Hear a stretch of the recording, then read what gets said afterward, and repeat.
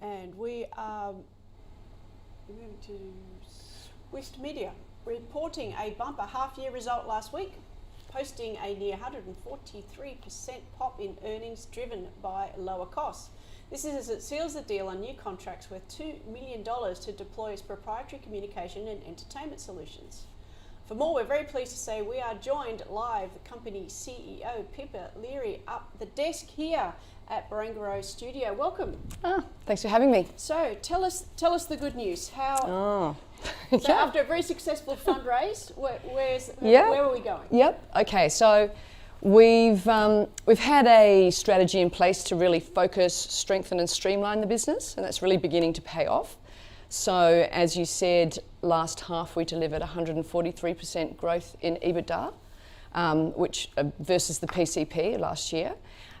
We've now delivered 3 quarters of solid positive EBITDA, and we've also delivered double-digit growth in revenue. So we're very, very pleased with these results, and we're pleased to see that since the cap raise, everything we said we were going to do, we've been able to do. When you're trying to go and grow as quickly as you are there at Swift, keeping costs under control, I can imagine be a pretty difficult task. What are you putting in place at the moment to go and make sure that all the money you're spending is getting bang for its buck in return? Yeah, we did a really large restructure last year where one of our businesses had a sales model that was incredibly expensive. We took a lot, about 80% of the costs out of that. And at the same time, we saw revenue only go down by about 45%, and now it's coming back. So that obviously really sets you up well. Now we maintain incredibly strict cost discipline. So everyone in the business is aware of the margins. Every salesperson understands when they go and pitch on a deal what kind of margin we need to get, and that is probably the most effective way.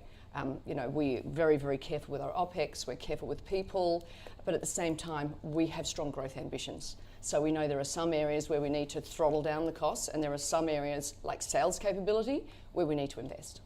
So how did you still manage to get double-digit revenue growth in the aged care sector? I mean, what a challenging year it's been. It really was. So aged care was interesting. We brought a new product to market called Swift Plus, which it's about, it has about 10 times the functionality of, say, Foxtel, but it's about 1/5 of the price. So as you can imagine, the market has responded really well. So we do surveys and resident surveys, and 94% of the residents who have been surveyed have said, we love this product. So that's why you're beginning to see that kind of revenue growth, despite access restrictions from COVID.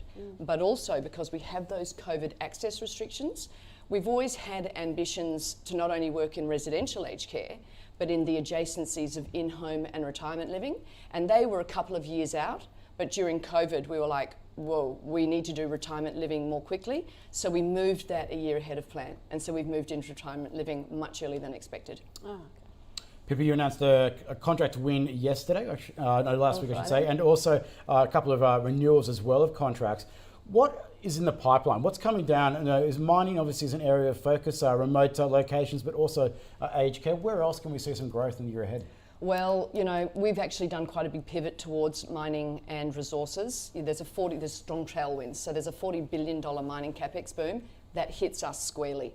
So interestingly, we announced those $2 million in contract wins and renewals. What that represents is about $17 million of total contract value, which is about a 30% increase on the previous period. So that gives it's a really good lead indicator to us that mining has really, really picked up. What's interesting about mining and resources is it has adjacencies. We've now started working with quarantine camps. So some of the most successful quarantine camps, they're all the communications and entertainment is done by Swift. And what's really interesting about that is quarantine camps are like nothing else. People are stuck in their rooms watching and using the internet for 18 hours a day. So your systems have to be strong and you need to have really good support. So we've made a lot of learnings and what we are doing is now looking, okay, where else can we apply those? What other government facilities can we work with? And that's where we get that kind of growth. You said before that some of your cost rollout is to increase sales. Yeah. What's the plan? How do you increase sales? What are you charging your sales force with? So look, it's really interesting. We actually have kind of 3 legs to our growth strategy. So the first one is increase market share in our current vertical. So that's mining and aged care. There's about 363,000 rooms. We've got 21% in aged care, in mining and resources, and 6% in aged care. So there's really a lot of room for growth there. But as I said before, there's also those adjacencies, retirement living, government, quarantine camps, all that sort of stuff.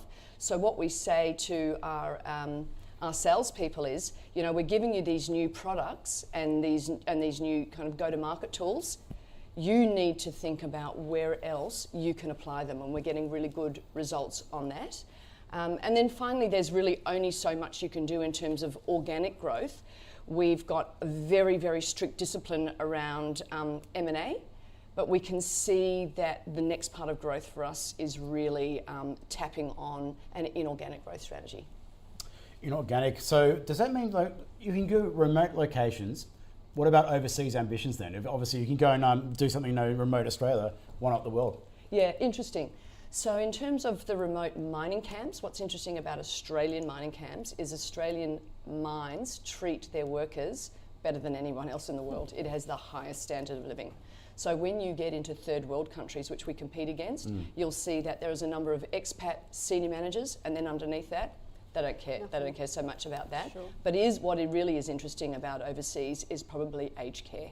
So in the developed countries, the US, the UK, and the Scandinavian and the European countries, we're seeing a lot of similarities, and everyone's making the same mistake that we can see that's happened in Australia, where the people who are in residential aged care are that age group, literally 80 to 95.